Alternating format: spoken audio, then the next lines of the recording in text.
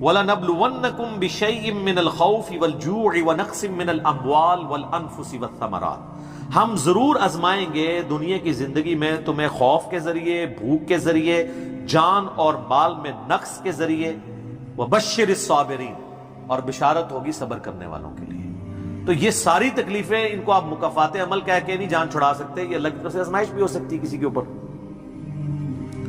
اور صبر کرنے والوں کے لیے بشارت ہے، اور ان کی نشانی کیا ہے؟ الذین اذا اصابتهم مصیبہ، جب کبھی انہیں کوئی مصیبت پہنچتی ہے تو وہ کہتے ہیں قالوا انا للہ وانا الیہ راجعون، بھئی ہم بھی تو اللہ کی طرف سے آئے تھے، ہمیں بھی لوٹ کے اللہ کے پاس جانا ہے، اگر کوئی تکلیف آئی ہے تو یہ بھی چلی جائے گی نا۔ سب سے بڑی تکلیف کیا ہے؟ موت، وہ بھی تو ہم پہ آنی ہے نا، تو اس سے پہلے اگر چھوٹی تکلیف آئی ہے تو اللہ کی طرف چلی جائے گی۔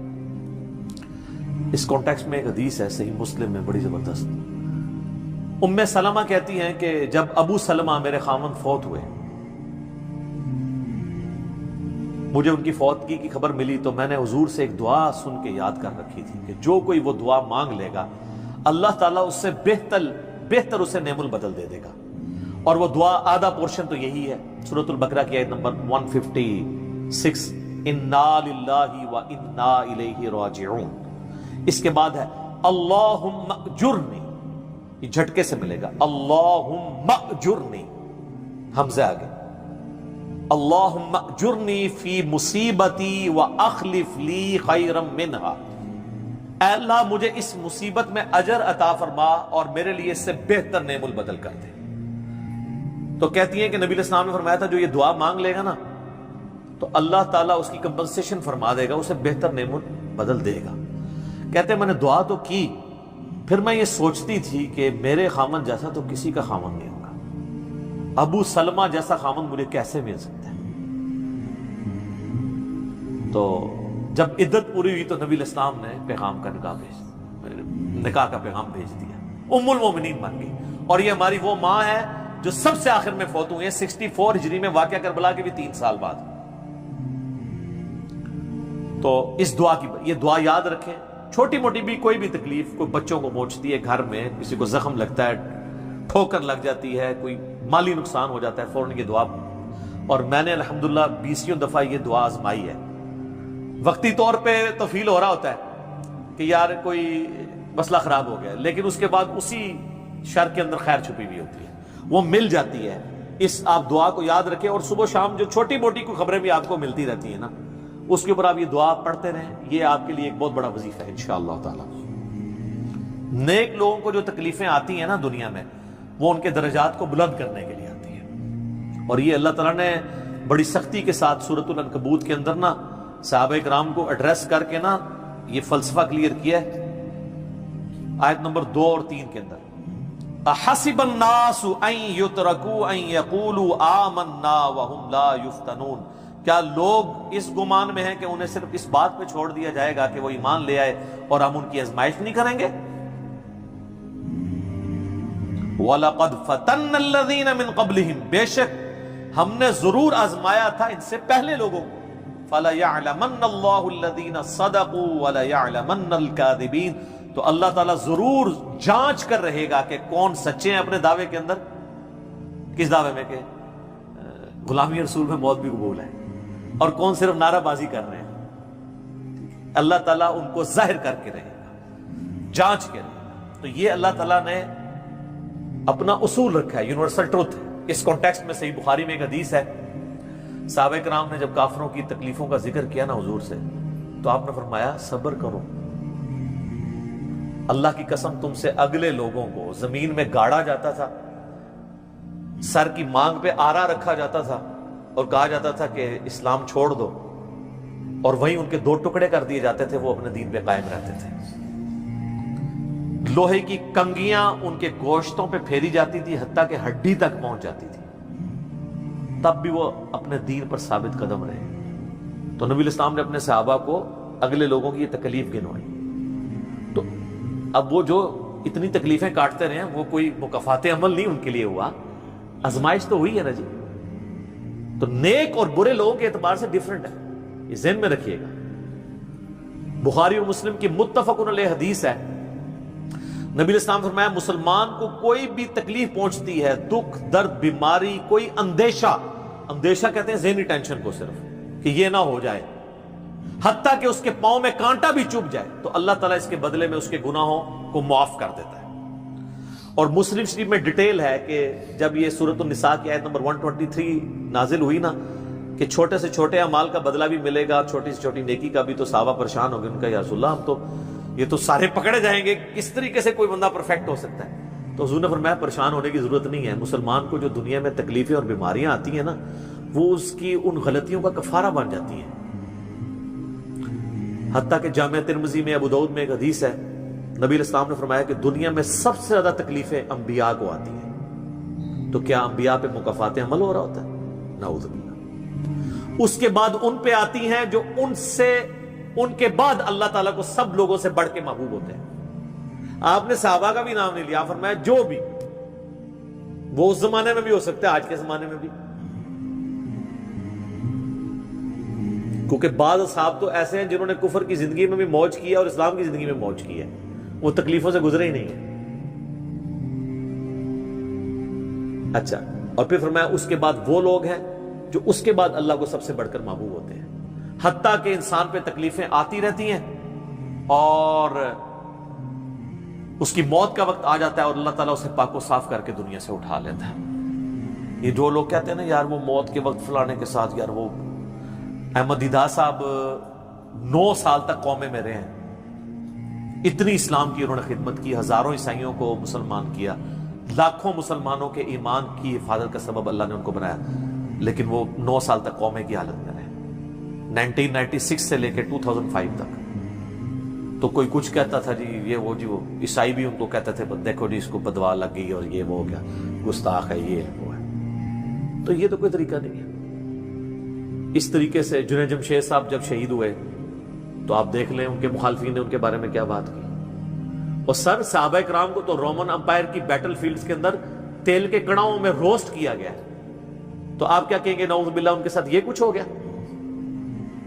ابو عبیدہ ابن جرح، معاذ ابن جبل لاڈلے ترین اصحاب ہیں، طاعون کے مرض میں شہید ہوئے ہیں، اور طاعون میں اتنے بڑے بڑے پھوڑے جسم کے اوپر نکلتے ہیں۔ آپ تو سمجھتے ہیں کہ صحابہ کرام جو ہے وہ بڑے سکون سے بیٹھتے ہوں گے اور پھر کلمہ پڑھتے ہوں گے، ساتھ ہی ایسے روح پرواز کر جاتی ہوگی۔ حضرت حمزہ ابن عبد المطلب کا مسلح ہوا ہے، سید الشہداء ہیں۔ حضرت حسین علیہ السلام کے ساتھ جو کچھ کربلا میں ہوا ہے، تو نیک بندوں اور عام بندوں کے اعتبار سے اس کا حکم ڈیفرنٹ ہے۔ نیک بندوں کے درجات بلند ہوتے ہیں۔ حسین ابن علی سے اتنی بڑی قربانی نے اللہ نے لی کہ قیامت والے دن ان کو جنتی نوجوانوں کا جو سردار ہونا ہے اس کو جسٹیفائی کیا جائے کہ آؤ جی حسین جیسی ہے کسی قربانی، بنا دینا ہے سردار، آ جاؤ لے کے آؤ۔ کوئی کھڑا ہو سکتا ہے؟ ابھی تک 1500 سال میں تو نہیں کوئی دعویٰ کرے گا کھڑا ہونے کا۔ تو اللہ تعالیٰ نیکیوں کو جسٹیفائی بھی کرواتا ہے، وہ مکافات عمل نہیں ہو رہا ہوتا۔ نیک لوگوں کے لیے ڈیفرنٹ ہے، ان کے درجات بلند ہوتے ہیں، اور باقی عام لوگوں کے لیے یہ ہے کہ ان کے لیے بھی آپ نہیں کہیں گے کہ ان پہ عذاب ہے، یا اللہ کی طرف پلٹنے کا ذریعہ ہے یا ان کے گناہوں کا کفارہ ہے۔ یہ آپ نے کسی پہ نہیں کہنا اس کے اوپر لعنت پڑ گئی، اس کے اوپر یہ ہو گیا، اس کے اوپر یہ ہو گیا، یہ آپ کو کسی نے رائٹ نہیں دیا۔ یہ بہت بڑا ظلم ہے۔ ایک طرح کے معاملات ہوئے ہوتے ہیں دونوں کے ساتھ۔ اب آپ دیکھ لیں سنیوں میں سے کوئی جیل میں جاتا ہے تو شیعہ کہتے ہیں دیکھا جی مکافات عمل ہے، شیعہ میں سے کوئی جاتا ہے سنی کہتے ہیں مکافات عمل ہے۔ تو یہ آپ جو مرضی، اور اپنوں کے لیے کہتے ہیں آزمائش ہے۔ تو یہ آج کی ڈیٹ میں آپ نے سب کے لیے آزمائش ہی کہنا ہے، ورنہ یہ مسئلہ بالکل خراب ہو جائے گا۔ اللہ ہی اللہ جی، اللہ تعالیٰ سے خیر مانگنا چاہیے، اللہ تعالیٰ کی طرف رجوع لانا چاہیے۔ اس حوالے سے بخاری اور مسلم دونوں میں حدیث ہے، میں اب آپ کو تھوڑے وظیفے بھی بتا دوں نا۔ ظاہر آزمائشیں تو ہر بندے پہ آتی ہیں، اللہ کی طرف رجوع بھی لانا چاہیے۔ ان آزمائشوں سے نکلنے کا طریقہ کیا ہے؟ بخاری اور مسلم دونوں میں حدیث ہے، نبی صلی اللہ علیہ وآلہ وسلم کے بارے میں انس بن مالک کہتے ہیں کہ نبی علیہ السلام کی اکثر دعا یہی ہوا کرتی تھی، اللہم ربنا آتنا فی الدنیا حسنہ وفی الآخرۃ حسنۃ وقنا عذاب النار، آمین۔ یہ بخاری مسلم میں بھی ہے، سورۃ البقرہ کی آیت نمبر 201 ہے۔ اے اللہ ہمیں دنیا میں بھی بھلائیاں عطا فرما اور آخرت میں بھی بھلائیاں عطا فرما، اور آخرت کی سب سے بڑی بھلائی بھی ساتھ مانگ لی، وقنا عذاب النار، آگ کے عذاب سے ہمیں بچا لے، آمین۔ یہ اکثر آپ کی دعا ہوتی تھی۔ اس کانٹیکٹ میں ایک حدیث ہے بڑی انٹرسٹنگ، صحیح مسلم میں، ایک صحابی بیمار ہوئے حتیٰ کہ بالکل ہڈیوں کا پنجر بن گئے، اور صحابہ کہتے ہیں چڑیا کی طرح ان کی جان ہو گئی۔ نبی علیہ السلام ان کی عیادت کے لیے گئے، آپ نے جب دیکھا آپ فرمایا تو اللہ سے کیا مانگتا ہے؟ چنگا بندہ ٹردا پھردا بندہ ایڈا منجی دے پہ گیا، بالکل ڈھانچہ پنجر بن گیا ہڈیوں کا۔ اس نے کہا یا رسول اللہ میں اللہ تعالیٰ سے یہ دعا کرتا ہوں کہ اے اللہ جو تو نے مجھے آخرت میں عذاب دینا ہے نا دنیا میں ہی دے دے، آخرت کا عذاب تو بہت سخت ہے، تو مجھے دنیا میں ہی وہ عذاب دے دے۔ نبی علیہ السلام نے سبحان اللہ، کیا تم دنیا میں بھی اللہ کی تکلیف برداشت کر سکتے ہو؟ اوے تجھے تو چاہیے تھا تو کہتا اللہم ربنا آتنا فی الدنیا حسنہ وفی الآخرۃ حسنۃ وقنا عذاب النار۔ یعنی آپ اللہ تعالیٰ کو معاذ اللہ کو فنیٹک سمجھتے ہیں کہ آپ کہیں گے کہ اس نے عذاب تو ضرور دینا تو مجھے ادھر دے دے۔ اور یار اللہ سے اچھا ہی گمان رکھو، بخاری مسلم دونوں میں حدیث ہے میں اپنے بندے کے گمان کے قریب ہوں جیسا میرے بارے میں گمان رکھے، بشرطے کہ کرتوت بھی ٹھیک کرے۔ تو سر ہم تو یہ کہتے ہیں یا اللہ ہم نہ تیری آزمائش کے قابل ہیں نہ تیرے عذاب کے قابل ہیں، ہمیں بلا حساب و کتاب ہی جنت میں داخل فرما دے، آمین۔ تو میں اپنے بندے کے گمان کے قریب، اچھا گمان رکھیں انشاءاللہ تعالی اینڈ رزلٹ بھی اچھا ہوگا۔ آپ اللہ سے گمان اچھا رکھیں، یہ گمان بہت اہم چیز ہے، اور یہ آپ کا جو کانفیڈنس ہے نا اللہ کے اندر کہ انشاءاللہ اللہ میرے ساتھ خیر کا معاملہ ہی کرے گا۔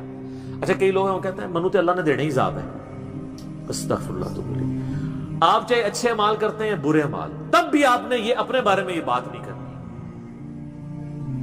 یہ تو اور کسی کے بارے میں تو آپ نے سوچنا بھی نہیں سر، وہ تو کہانی ختم۔ وہ تو صحیح مسلم میں حدیث ہے نا، ایک شخص نے قسم اٹھا کے کہہ دیا تھا کہ اللہ تعالیٰ اس کو کبھی معاف نہیں کرے گا، وہ بڑا گنہگار شخص تھا، اللہ کی بارگاہ میں پہنچے، اللہ نے فرمایا تو نے میرے بھی آپ پہ کیسے قسم کھا دی، جا میں نے اس کو معاف کیا تجھے دوزخ میں پھینکا۔ لا يسأل عما يفعل وهم يسألون، سورۃ الانبیاء کی آیت ہے، اللہ کو کوئی نہیں پوچھ سکتا اس نے یہ کیوں کیا، وہ سب کو پوچھ سکتا ہے کہ انہوں نے یہ کیوں کیا۔ یہ اللہ تعالیٰ کے بارے میں ناشکری پھیلانا سورہ الزمر میں ہے لا تقنطوا من رحمت اللہ، اللہ تعالیٰ کے بارے میں مایوسی عوام کے اندر پھیلانا۔ لیکن اس کا دوسرا پہلو بھی غلط ہے کہ آپ رحمت کی آیتیں پڑھ کے تو لوگوں کے کام چوک کے رکھو، وہ بھی دوسری ایکسٹریم ہے، وہ بھی نہیں ہونی چاہیے۔ رحمت سے دھوکہ بھی نہیں کھانا، ہاں اعمال پورے کرنے ہیں اور پھر اللہ سے امید بھی رکھنی ہے۔ جو سیدنا ابوبکر نے حضرت عمر کو وصیت کرتے ہوئے کیا کہا تھا، کیا عمر جب تو جنتیوں کی طرف دیکھے نا تو دعا کرنا کہ میں بھی ان میں شامل ہو جاؤں، اور جب بھی تو جہنمیوں کا ذکر لائے تو اللہ صلی اللہ علیہ وسلم سے پناہ مانگنا کہ کہیں میں ان میں شامل نہ ہوں۔ انہوں نے تو نہیں آگے سے کہا کہ میں عشرہ مبشر ہوں، ٹھیک ہے۔ یہ معاملہ بہت سینسٹیو ہے، جن کو اللہ کا تعارف ہے نا تو وہ ان کی زندگی بڑے ڈر ڈر کے گزرتی ہے۔ تو یہ حدیث میں نے اس لیے بتا دی۔ ایک اور ذریعہ ہے ان آزمائشوں سے نکلنے کا، صحیح بخاری اور مسلم دونوں میں حدیث ہے، جس کی یہ خواہش ہے کہ اللہ اس کی عمر دراز کر دے اور اس کے رزق میں کشادگی دے دے۔ رزق میں دنیا کی ہر نعمت شامل ہے، ہم تو دولت ہی سمجھتے ہیں نا، اچھی صحت بھی رزق ہے، اچھی اولاد بھی رزق ہے، اچھی صحت بھی رزق ہے، مال کی فراوانی بشرطے کہ وہ فطرے میں نہ ڈال دے وہ بھی رزق ہے۔ ہر چیز دنیا میں جتنی بھی اہمیت ہے کی چیزیں جو ہم سمجھتے ہیں، تو بخاری اور مسلم دونوں میں الفاظ ہیں جس کی یہ خواہش ہے اس کی عمر دراز ہو جائے اور اس کے رزق میں کشادگی ہو تو اپنے رشتہ داروں کے ساتھ حسن سلوک کرے۔ یہ ہے جناب وہ کام کرنے کا۔ حسن سلوک خالی ان کو تسلیاں نہیں دینا، ظاہر ہے قرآن اور حدیث میں جب رشتہ داروں سے صلہ رحمی کا ذکر آتا ہے تو یہ ہے کہ ان کے ساتھ قطع تعلق ہی نہیں کرنی، دوسرا ان کی فائنینشیل سپورٹ کرنی ہے۔ اس لیے آپ دیکھیں سب سے زیادہ حقدار زکوٰۃ کے صدقات کے آپ کے بہن بھائی ہیں، سب سے قریبی رشتہ ہوا ہے، اس کے بعد کوئی اور حقدار ہے۔ باقی اس پہ تو امت کا اجماع ہے کہ جو صدقات اللہ کی راہ میں آپ کرتے ہیں اس سے اللہ تعالیٰ تکلیف ٹالتا ہے، منت سے نہیں ٹلتی۔ بخاری مسلم میں حدیث ہے کہ منت سے کنجوس کا مال ہی نکلتا ہے، تکلیف نہیں ٹلتی۔ لاجیکل ہے، منت تو یہ کہ یا اللہ پہلے کر تو میں کراں گا، اور صدقے میں کیا ہے، یا اللہ میں نے تیری طرف سے تیری راہ میں یہ صدقہ کیا اور میں اس نیک عمل کا وسیلہ تجھے پیش کرتا ہوں، میرا مسئلہ حل کر دے۔ جو بخاری مسلم میں حدیث ہے 3 لوگ غار میں پھنس گئے تھے، انہوں نے اپنے پرانے اعمال کا واسطہ پیش کیا تھا، یہ نہیں کہا کہ یا اللہ ایک بار کاٹ دیتے سی کرا کے پھر کون سی نکلنا، انہوں نے اپنے پرانے کیے ہوئے اعمال کا وسیلہ اللہ کے حضور پیش کیا۔ جو قرآن میں بھی ہے وَاسْتَعِينُوا بِالصَّبْرِ وَالصَّلَاةِ، صبر اور نماز کے ذریعے اللہ کی مدد چاہو، جس سے وہ کہتے ہیں جی اس سے غیر اللہ کی مدد ثابت ہوتی ہے. تو کوئی کہتا ہے المدد یا صبر، المدد یا نماز، وہ اس کا مطلب ہے صبر اور نماز سے اللہ کی مدد، کیونکہ آگے آتا ہے ان اللہ مع الصابرین، بے شک اللہ تعالیٰ صبر کرنے والوں کے ساتھ ہے. تو نیک اعمال کا وسیلہ آپ اللہ کے حضور پیش کریں. تو صدقہ اور خیرات کرنا یہ اللہ تعالیٰ کی طرف سے آئی ہوئی تکالیف کو، بلاؤں کو ٹال دیتا ہے. تو یہ میں نے آپ کو ایک دعائیں، اذکار اور پھر اعمال بھی بتا دیے. آخر میں دو دعائیں میں وہ جو بیان کی تھی ان کو ریپیٹ کر دیتا ہوں. ایک پریونٹیو دعا ہے. یہ دو علاج ہوتے ہیں نا، پریونٹیو اور کیوریٹیو. پریونٹیو علاج یہ ہوتا ہے کہ بیماری ہونے سے پہلے علاج کیا جائے، جیسے ویکسین ہے. آج کل وہ کہہ رہے ہیں نہیں کورونا کی ویکسین بن گئی ہے کہ وہ لگوا لیں تو تکلیف ہوئی نہ. ایک ہوتا ہے کیوریٹیو علاج، کہ بیماری ہو گئی ہے تو اب علاج کیسے کرنا ہے. تو پریونٹیو علاج جو دعائیں ہیں نا وہ ہے اللہم ربنا آتنا فی الدنیا حسنہ وفی الآخرۃ حسنۃ وقنا عذاب النار. ہر نماز کے تشہد میں اسے مانگے، ٹھیک ہے، بلکہ سجدے میں مانگے. صحیح مسلم میں حدیث ہے کہ سجدے میں تم اپنے رب کے سب سے زیادہ قریب ہوتے ہو، خوب دعائیں مانگا کرو. سجدے میں بھی آپ یہ دعا مانگ سکتے ہیں، تشہد میں تو مانگے ہی مانگے. وہ بخاری مسلم میں حدیث ہے درود شریف کے بعد جو چاہو اپنے رب سے مانگو، وہ تو قبولیت کی ایک جگہ ہے. اس کے علاوہ یہ ہوگی پریونٹیو علاج بیماریوں سے، پریشانیوں سے. جتنے سنت اذکار ہیں، بسم اللہ الذی لا یضر یا اعوذ بکلمات اللہ التامات من شر ما خلق، یہ ساری کی ساری چیزیں اللہ تعالیٰ کی طرف سے ایک سنت اذکار ہیں. لیکن یہ یاد رکھیے گا یہ ناگہانی آفات کے لیے ہیں. یہ نہیں ہے کہ بسم اللہ پڑھ کے ساکٹ میں انگلی دے دے یا بسم اللہ الذی لا یضر پڑھ کے تو کوبرے سے کھیلنا شروع کر دے. نہیں، وہ پھر آپ اپنے اوپر تقدیر خود غالب کروا رہے ہیں، پھر یہ اذکار نہیں اثر کریں گے. یہ ناگہانی آفات کے لیے. جب کوئی شخص اپنے اوپر خود تقدیر غالب کر لیتا ہے نا، پھر وظائف ہو جاتے ہیں سائڈ کے اوپر. یہ ذہن میں رکھیے گا. پھر بھی جو تکلیفیں آنی ہے نا وہ تو آنی ہے اللہ کی طرف سے آزمائش والی. وہ تو ہمیں یہی ایٹیچیوڈ ہے کہ ہم اللہ تعالیٰ کی طرف رجوع لائیں. اور وہی ہے کیوریٹیو علاج، کہ جب کسی پہ تکلیف آ جائے تو اب کیا کرنا ہے.